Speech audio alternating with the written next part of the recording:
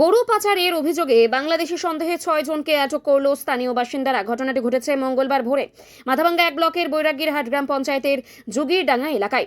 স্থানীয় সূত্রে জানা যায়, ভোরের দিকে কয়েকজনকে সন্দেহজনকভাবে ঘোরাঘুরি করতে দেখে গ্রামবাসীদের সন্দেহ হয়। অভিযোগ, তারা গরু পাচারের সঙ্গেই যুক্ত। এরপর স্থানীয় বাসিন্দারা ওই 6 জনকে মারধর করে আটকে রেখে 6 জনকে মাথাভাঙ্গা মহকুমা পুলিশের হাতে তুলে দেয়।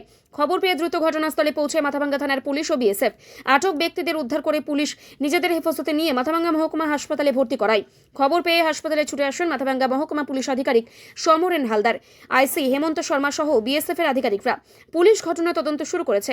পুলিশ সূত্রে জানা যায়, 6 জনই বাংলাদেশের নাগরিক।